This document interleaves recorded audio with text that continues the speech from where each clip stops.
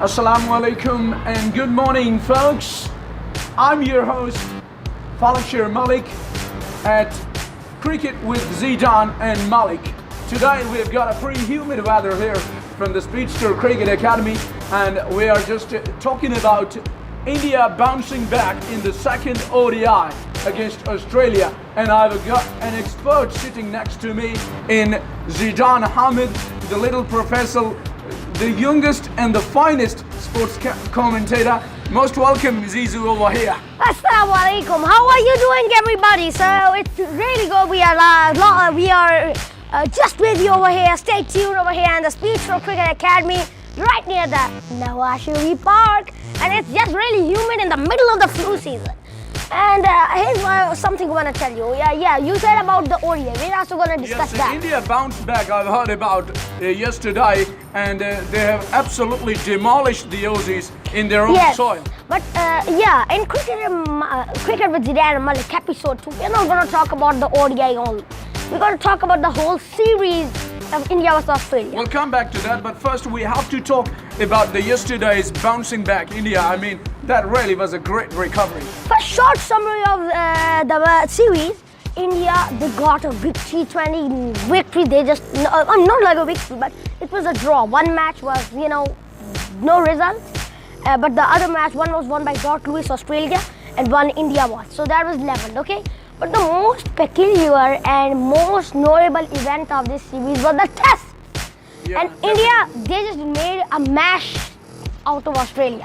They made a mash to Australia. Yeah, I mean, defeating Australia in their own soil is a phenomenal achievement for India. Yes. But here's the second thing. Australia was once a ruler in tests, and now India reduced them to a mash. I don't know what has happened. I mean, it was like a 3-1 win.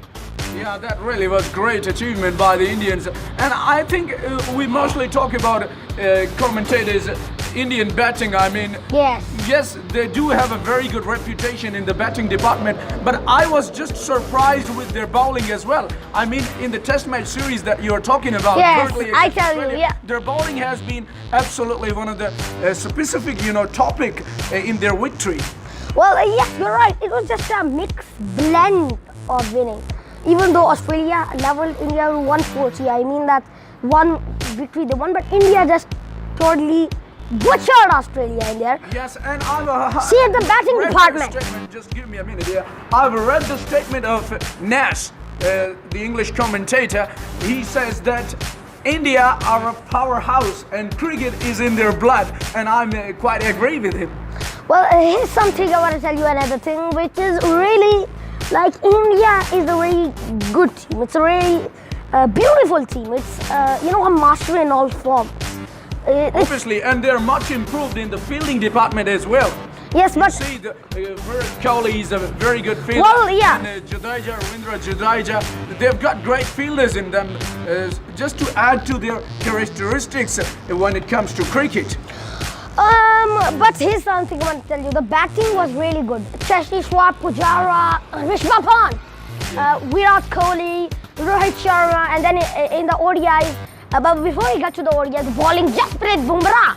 He's also a good bowler. He's been a surprise package around the globe with the ball. He's one of the toughest bowlers to face, I can tell you, and he's very useful in any conditions. Well, here's something I want to tell you. India can rule cricket. They're number 1 in test. They're number 2 in ODIs and T20. So if they can just 3-0 something, and then they can go to number 1 in test, number 1 in ODIs, and then they're just and number 1 T20s, and that's enough. And they're the rulers. And it's on the cards as well. Who knows the upcoming days, the way they are going. I mean, beating Australia in Australia and now bouncing back in the ODI as well, the second match. It's just something great for the Indians. Well, it's, but in T20s, there's a very fierce competition between so many teams.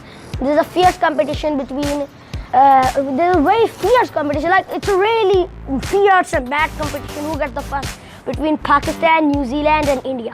They're the 3 top teams. It's a really fierce competition between them. Yeah, obviously, Pakistan, New Zealand, and Australia, and even the Indians. No. You got it wrong. The top 3, Australia, India, and Pakistan. Well, Pakistan are still hogging.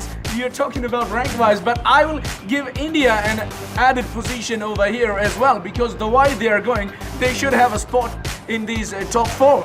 But in the T20, Pakistan is still hogging the number 1 spot. So I mean, it's still a bit long for, it's a bit still long for India to get a number 1 in the ODI. Only to say, but on the track they're going right now, there is every possibility that India can challenge any cricketing team in the world when it comes to the shortest form of the game. Yeah, well, because they have the taste, from the IPL to this shorter form of the game, T20. You are exactly right. Yeah, and they have got the players who can change the complexion of the game in split seconds. I mean, they've got the match winners. You're talking about Rohit Sharma and the left-hander, the opener.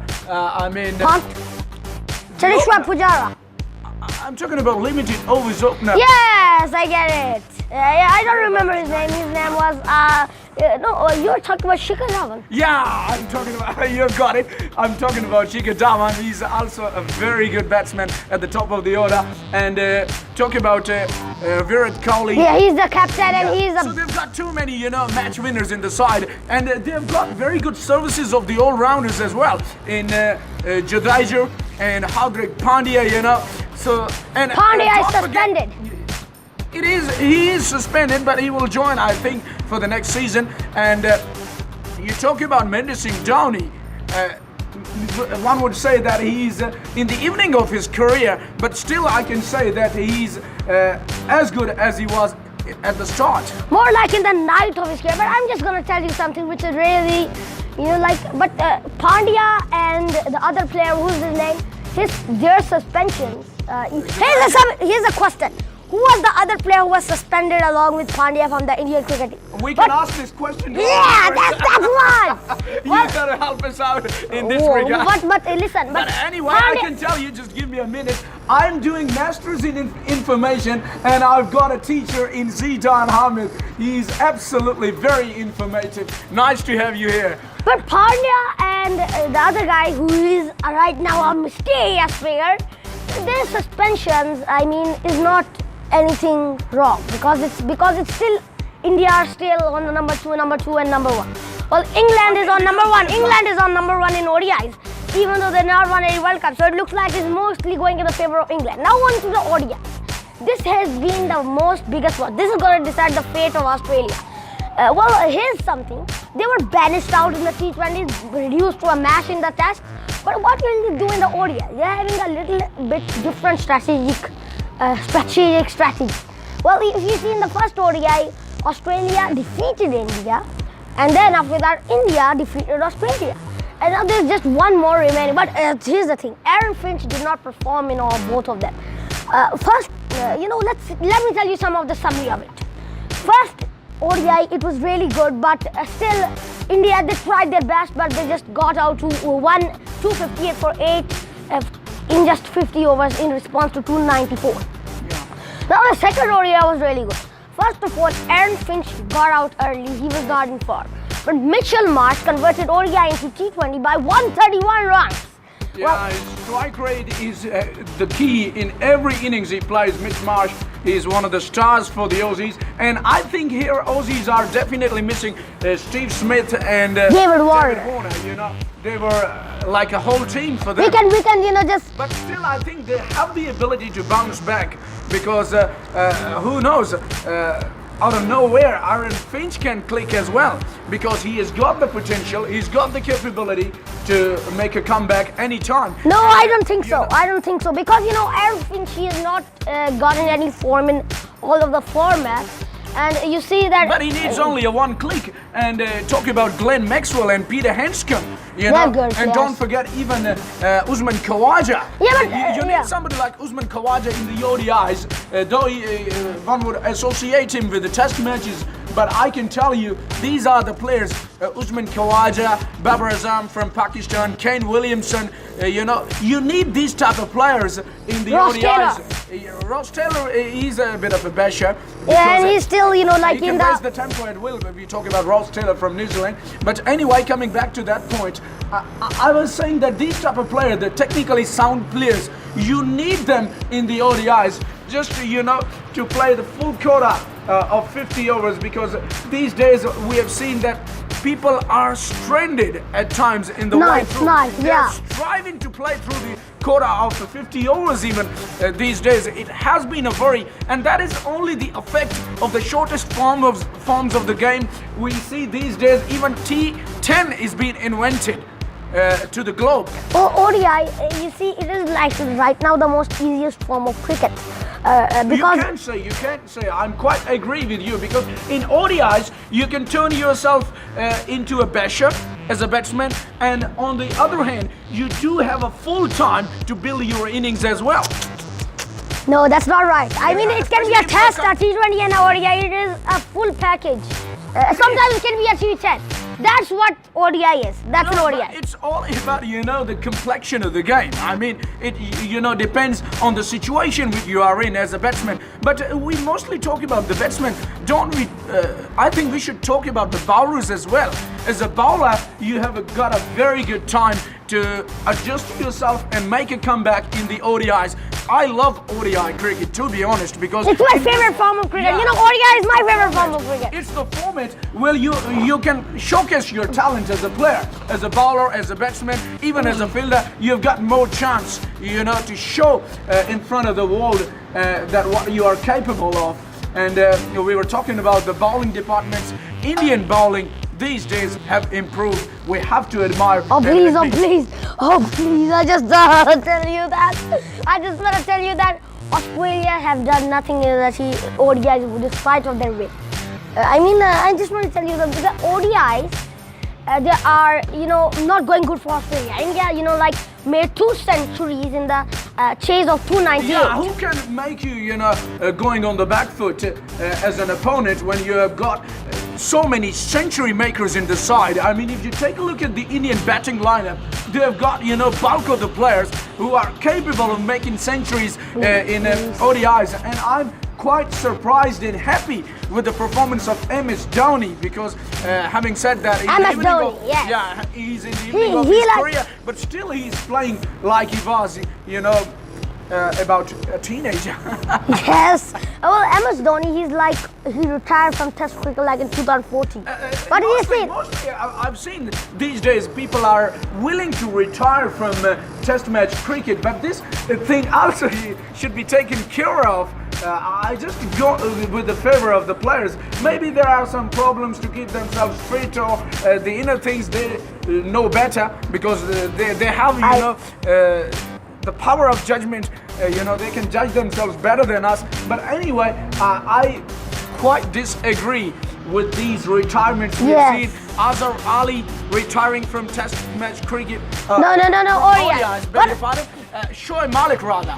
Shoaib Malik and Mohammad Hafiz currently we have seen has retired from Test match cricket, and that has been really like a nightmare for Pakistan, because He played good we've against- seen Pakistan struggling against South Africa, in the current Test series. So this has been a problem, and it should be sorted out sooner rather than later.